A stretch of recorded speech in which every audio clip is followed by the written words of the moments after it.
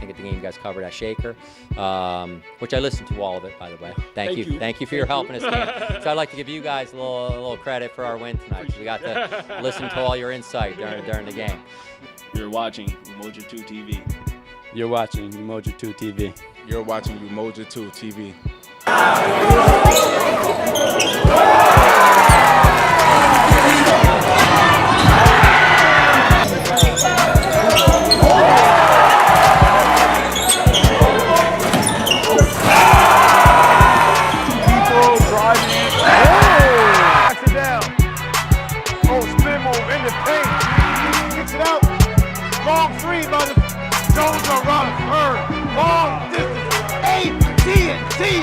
Anything there. Oh, deep three goes by. Oh, baby. Untitled, coach. He goes up. He throws it. Yeah! Set up. Oh, beautiful play, and he bangs it down. Welcome, Umoja 2 TV. I'm Coach Danzy, alongside with my partner, Coach Fuller. Coach, another long week of games here. Yeah. We went back to back this week. I know. Really busy again. For real. All right, Coach. So let's get right into it. We're a little late. We had first go back a little bit. LaSalle game that we covered versus the Saratoga game versus LaSalle. That was a heated contested battle there, Coach. A 1-point win, 67-66.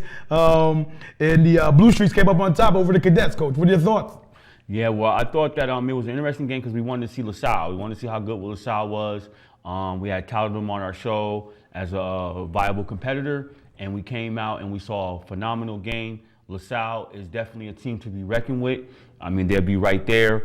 They gave Saratoga all they could possibly handle and gave Saratoga another scare. Right. You know what I mean? Those guys from LaSalle, man, I mean, some of those guys were on it. Yeah. You know what I mean? Yeah. Some of those players can get at you. You know what I mean? You had Connor Seeple start off, Coach, just going to work early. You're shooting the outside shot, just going in. You know what I mean? Right. And then you had Luke Bogart start to get it going. And then later in the game, you saw the help me, Sean DeSharon. Yeah, Sean you know what I DeSharon. mean? So he started getting going on. And he had a big shot late in that game, Coach. He did. You know what I mean? When we thought about who's gonna tighten up, who's gonna be loose, and you said it. These guys look loose out there. They looked very loose, and they was ready to go. And so that three-headed horseman that they have there at LaSalle. I mean, that's a nice little crew to be working with. And Coach, they got a big guy too, a young guy, sophomore there. Jemiah Evans. Oh, right. He's solid in the post area, Coach. You had Dickerson as well come off the bench, giving a punch there. You also had Van Roy, had some big buckets down the stretch as well, Coach. You know what I mean? I mean, the game came down to a nip and tuck. Unfortunately, LaSalle got called for a three-point shot on a call for a foul and a three-point shot that the player went to the line and missed the first two. Yeah, it made it was very suspenseful at that moment. Very suspenseful at that moment. And so and on the other side of it, the flip side of it is Saratoga. I mean, they've been in these type of games all year, and they've been able to pull them out. And then you see Chudy came to play. Yeah. He came, and then when you talked about before, you said you got to watch it. If Eddie Holmes gets started, you mentioned that in our prior show. If Eddie Holmes and he came to play, he got started. He had like 20+ points or something of that sort. That's right. So he came to play. He knocked down 4 3-pointers as well. And that's what Saratoga needs. Saratoga is desperately missing that outside shooting that they had last year. That's right, Coach. Chudy, they went to Chudy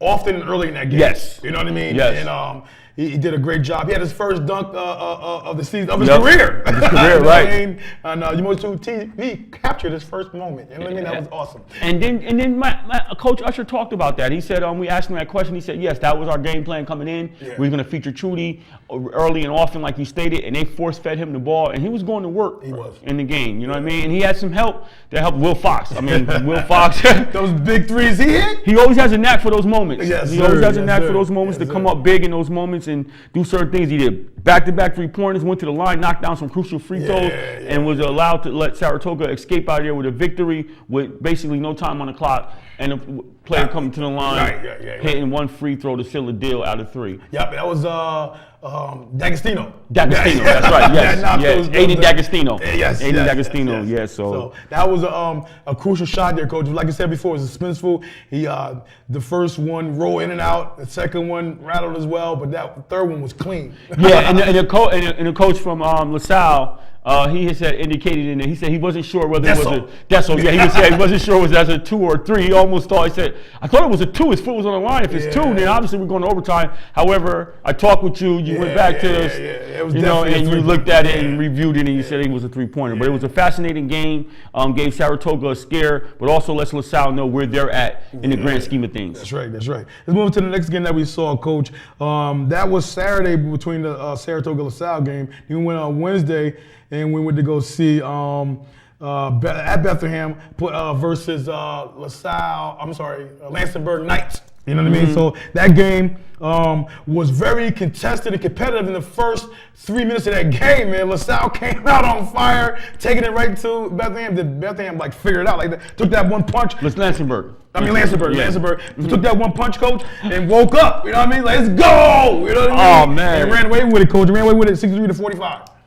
Yeah, well, I'm going to tell you what was crazy is that upon that game, we were looking at that game, and I'm saying to myself, okay, this is going to be a very competitive game, and all of a sudden it turned into a runaway by the Bethlehem Eagles. And I'm sitting here going, okay, when they came out, they pressed them. They was turning Bethlehem over. Bethlehem was out of sync. Right. They didn't look like they, had all their stuff together, and then all of a sudden Bethlehem, Bing, right. Ortelli, Leclerc, Davis, did all this. And it just became Bing, and then all of a sudden it got out of hand. And then you seen us Lansingburg team whose offense went straight lethargic.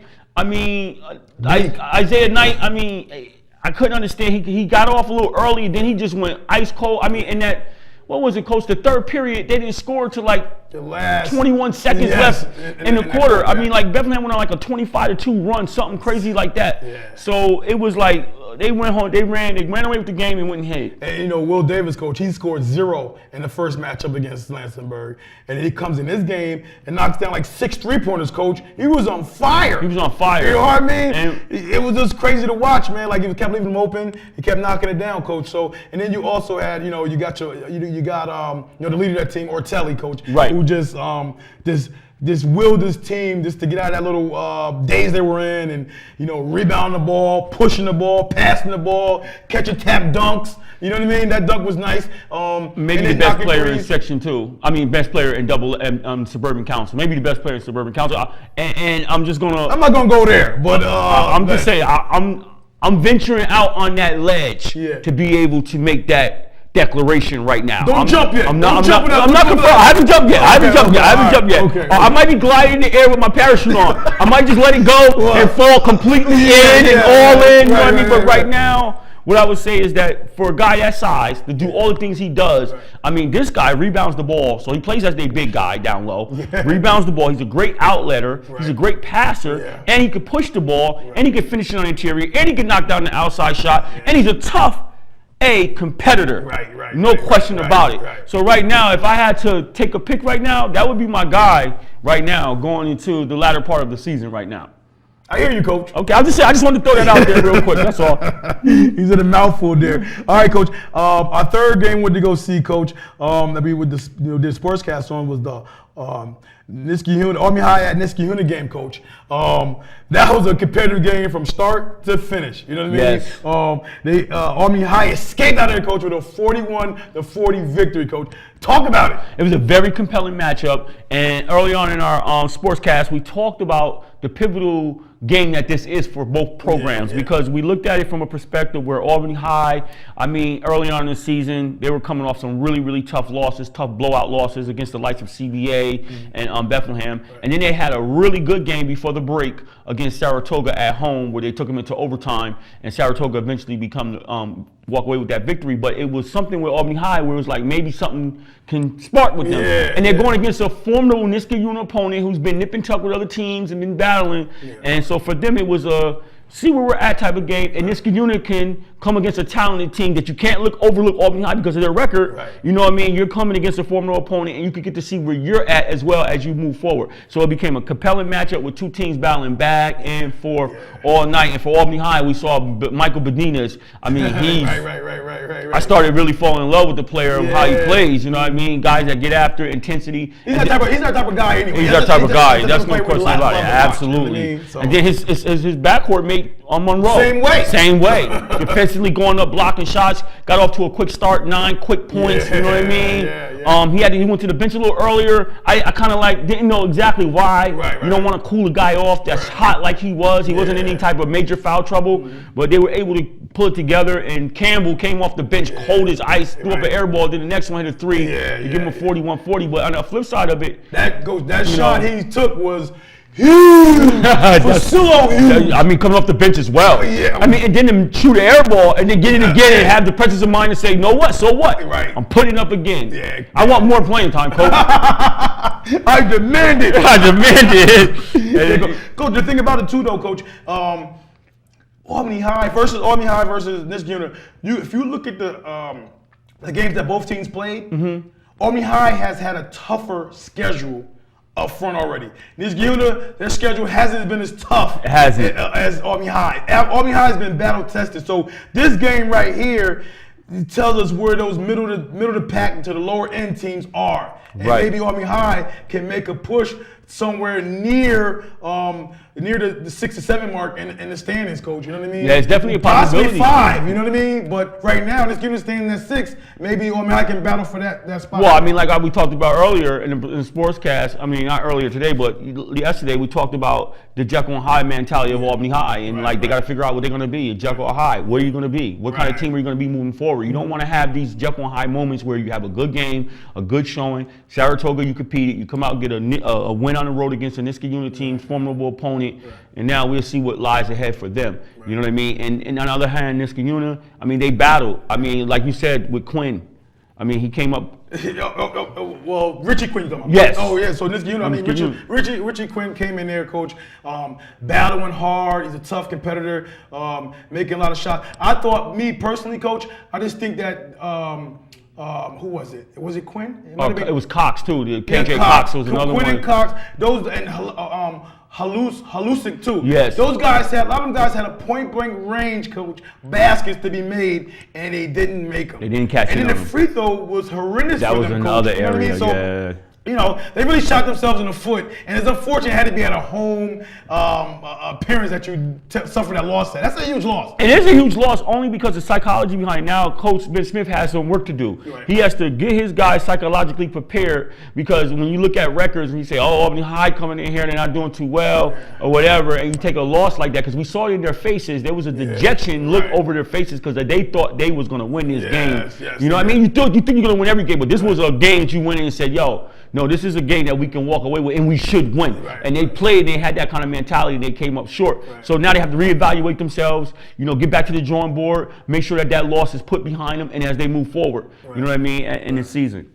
Okay, Coach. Any last thoughts about Tyrell with his game, being a 6'5" senior forward, transfer from Green Tech, Coach? Where he came into that game, Coach, was fabulous. You know what I mean? He can shoot it, like you said. Like you said, as far as rebounding and all that good stuff, hustling the ball for loose balls and everything like that. His energy level, Coach, we talked about. I would just kind of urge, I don't really know how their pattern of substitution works, but I would just say be very mindful with this kid. I mean, he's their energizer, Bunny Rabbit, that makes the team go. He's the kind of guy that when you watch him as a teammate, you go, wow, his energy on offense is up, and then his energy on defense is up. And that's the thing that gets teams. I mean, you can't say nothing to me. When I'm the main guy who score, and I'm also the guy that's blocking, chasing down, blocking shots, diving. He was diving on the ball, on the ground with loose balls, and all mixing it up. So he's their energy guy. So when other players see him go, and that's our catalyst, it makes them go. And then you got your backcourt mate in Benitez, and he likes to go. So those guys, coupled with the energy and the passion that they bring to the table, you want to keep them guys on the floor as much as possible because it numerates around the team. You know what I mean? And they all get on and they go. So that's my thoughts on him. I mean, you got to keep him going, keep him engaged. All the time. All right, Coach, we'll move on. Also, I went to a game and saw Green Tech versus Colony at the Colony tournament, Coach, and Green Tech pulled away with that one, 64-50, Coach. I caught a good portion of that game, Coach, and they didn't disappoint. They came out ready to go. They were just awesome to watch. Keymore Johnson caught a fabulous dunk, Coach, and also he put a guy shot to the backboard that was just crazy, just ricocheted and started to break. So Keymore Johnson, Coach, is a fabulous athlete. You also had Rodriguez out there, Coach, doing his thing. We had a plethora of guys out there just playing ball. So I think they beat a very good, not a very good, but they beat a decent team in Colony, who has some wins of late. Colony has, so that's a good victory for Green Tech. Yeah, absolutely, absolutely. You know how I feel about them, so yeah, that was definitely a good victory to run away with. Okay, Coach. We're gonna run down some of the scores that were played in that week, Coach.